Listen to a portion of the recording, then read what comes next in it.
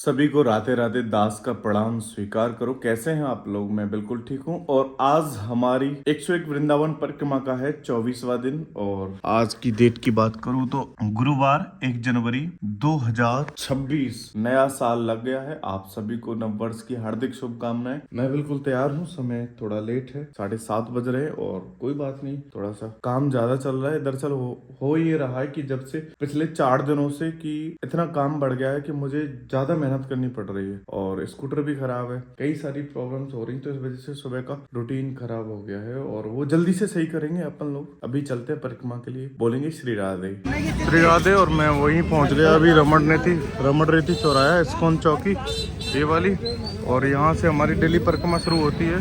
और प्रणाम करके और आशीर्वाद लेके आगे बढ़ेंगे। आज की परिक्रमा शुरू करेंगे, बोलेंगे श्री राधे श्री राधे। केली कुंज में देख सकते हैं आप कैसे लोग दर्शनों के लिए आतुर हैं। और यहाँ पे नव वर्ष की हार्दिक शुभकामनाएं सभी को। लोग अपने आवागमन में लगे हुए हैं, जैसा जिसका भाव, जहाँ पे दर्शन या फिर बाबा प्रेमानंद हो या फिर कोई भी। और परिक्रमा भी चल रही है नव वर्ष से। श्री राधे परिक्रमा चल रही है। और अभी मैं पहुँचा हूँ यहाँ पे बिहारी जी की गली पे। ये आप दर्शन कीजिए और आशीर्वाद लेकर चलिए आगे चलते। श्री राधे। छोटे छोटे बच्चे काम पर आ गए भाई, गाय के लिए सेवा के लिए बरसम बेच रहे हैं। श्री राधे श्री राधे। देखा, नन्हे नन्हे बच्चे काम कर रहे हैं। श्री राधे। और अभी मैं पहुंच गया हूं यमुना जी के पास और बिल्कुल कच्चे रास्ते से चल रहा हूं। और यहाँ पर आप देखोगे तो इतनी सारी बोट्स, नाव लगी हुई हैं। ये श्रद्धालुओं को घुमाने का काम करती हैं। और यहाँ से जो नाविक होते हैं वो अपना श्रम करके अपनी रोजी रोटी चलाते हैं और यही यहाँ का आनंद है। यमुना मैया आप देख सकते हैं। श्री राधे, कितना आनंद आ रहा है। और हम आगे बढ़ते हैं थोड़ा सा, क्योंकि समय के साथ सब कुछ अच्छा लगता है और हमें चलते रहना पड़ेगा। समय इतना तो अभी मैं केसी घाट पहुँच गया हूँ। वो बात समझ में आ गई आपको कैसे करना है। हाँ, अगर आपको जैसे आपको कल से तैयारी करनी है, आप उसको कल की जगह 20 दिन बाद की तैयारी करो। डेट दो, समय दो और 20 दिन तक आप छोटी छोटी तैयारी करो। बैठना सीखो, काम करना सीखो, तब जाके आप उस दिन से अपना नियम बना पाओगे। तो ये मैं अपना अनुभव बता रहा हूँ, ठीक है। श्री राधे। और यहाँ पर अभी मैं आरती घाट, केसी घाट पे, और बहुत सुंदर लग रहा है। यहाँ पे भजन चल रहे हैं पीछे। और एक बात कहूँगा मैं, वो तो फिर वहीं पे कहूँगा जब ऑन द स्पॉट मिलेगी। एक बात तो कही दी है, वो नियम अपनाओ। उससे पहले अपनी अच्छी तैयारी करो। आज नव वर्ष है तो इसका मतलब ये नहीं है आप आज ही करोगे।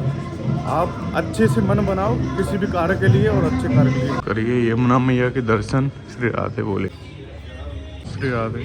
ये देख रहे हो आप, यहाँ पे प्रसादी चल रही है, भंडारा। और मैंने भी एक मार दिया, ठीक है। और ये भी है केसी घाट से आगे का माहौल, सुंदर सा।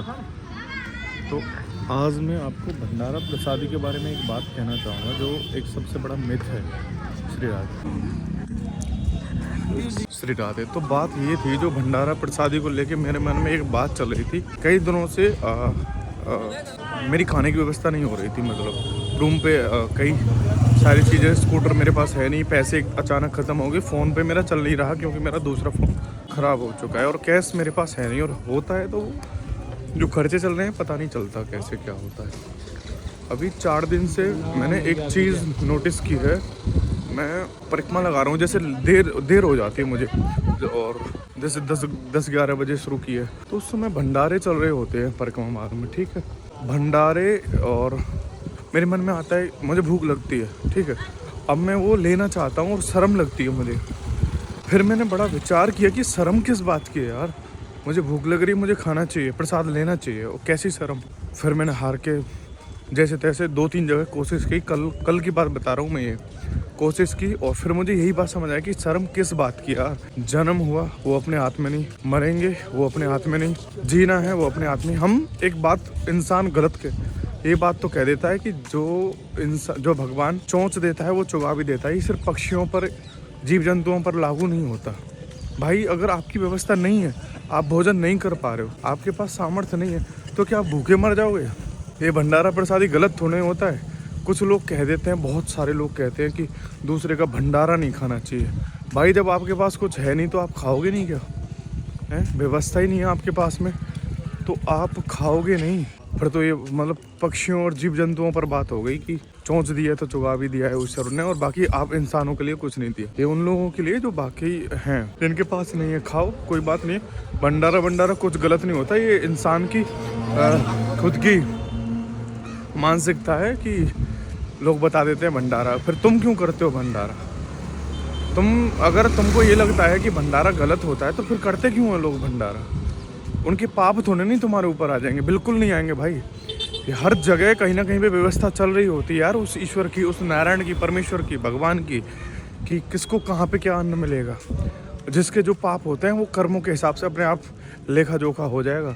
और इंसान ये सोच के बैठा है कि भंडारा नहीं खाना चाहिए, कितनी गलत बात है। मुझे 2 दिन से जब मेरे खाने की व्यवस्था नहीं हो रही, जेब में एक पैसा नहीं है, मुझे पैदल चलना पड़ता है, तब मुझे इस बात का गहराई से सोचा और तब मैं आज ये बता रहा हूँ। श्री राधे, इतना ही काफ़ी है। श्री राधे। और अभी 10:37 हो रखी हैं और मैं पहुँच गया वहीं जहाँ से परिक्रमा शुरू की थी, वही चौराहा। और आज थोड़ा टाइम लगा क्योंकि मैं बैठ के आनंद लेते हुए आया। और आज का माहौल देखो भीड़ का। श्री राधे। ये है आज नववर्ष की भीड़, लोग पागल हो रखे हैं। और मेरी परिक्रमा पूरी होने वाली है, बस यहाँ से आशीर्वाद लूँगा छू के।